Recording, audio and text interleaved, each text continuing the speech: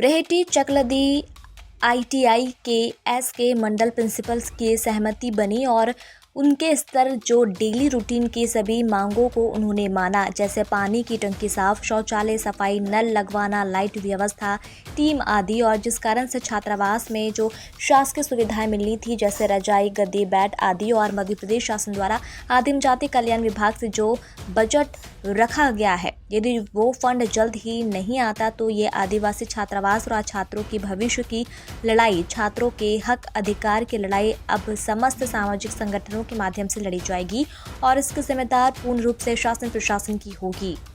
उसकी जानकारी हम साथ में बहुत सारी मांगे थी जिनको वहां के पंचायत प्रतिनिधि ने निगरानी समिति बनाने और आश्वासन लिखित रूप में दिया, और कुछ मांगे शासन प्रशासन स्तर की थी, उनको करने के लिए प्रिंसिपल महोदय ने लेटर जारी किया। लेटर लेने के बाद छात्र छात्राओं ने भूख हड़ताल समाप्त की और अगर लिखित रूप में देने के बाद भी अगर उनकी समस्याओं का निदान नहीं होता है तो छात्र आगे भी भूख हड़ताल करेंगे। इन तमाम बातों और सहमति के बाद में भूख हड़ताल समाप्त की गई। वहीं प्राइम टीवी संवाददाता विक्की वारिवा ने अधिकारी से बात करने की कोशिश की तो अभी तक शिक्षा विभाग के कोई जानकारी नहीं दी गई।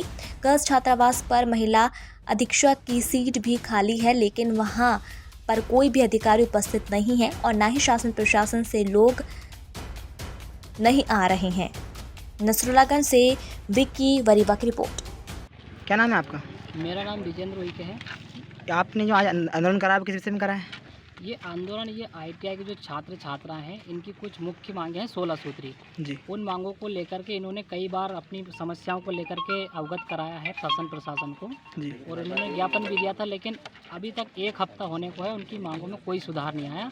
इसलिए इन्होंने भूख हड़ताल पे आज बैठे हैं। सुबह से भूखे प्यासे बैठे हैं छात्र।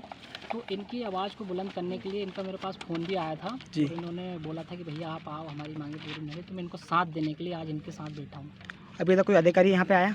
यहाँ पे तहसील से भी अधिकारी आए थे, थाने से भी आए थे, लेकिन अभी तक कोई भी इसी इनकी समस्याओं का पूर्ण निराकरण नहीं हो रहा है। सिर्फ आश्वासन मिल रहा है उन लोगों को। और इन लोगों की मांगे जब तक हमें लिखित रूप में नहीं मिल जाता, हम यहाँ से नहीं उठेंगे, चाहे भले 2 दिन हो जाए, चाहे 8 दिन हो जाए, भूखे प्यासे बैठे हैं। ये आंदोलन कर रहा है, आपने किसी को सूचित किया था क्या?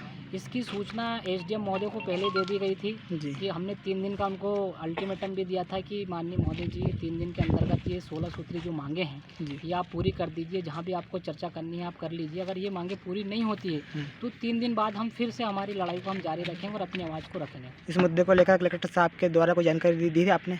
हमने कलेक्टर महोदय को एसडीएम साहब के द्वारा लेटर भी पहुंचाया था। और जी। यहाँ के छात्रों का कहना है कि हम कलेक्टर साहब जब चकल्दी आए थे तो हमने उनसे बातचीत करने की कोशिश की, तो हमसे कलेक्टर साहब ने बातचीत नहीं की। उसके पहले ये बोल दिया कि आप लोग नेतागिरी कर रहे हो, पढ़ नहीं रहे हो। तो हमारा ये मानना है कि पहले उनको समस्या सुननी थी, उसके बाद अपना जवाब देना था। आप उन्होंने डायरेक्ट कैसे बच्चों को नेता बोल दिया और बिना समस्या सुने ही कलेक्टर साहब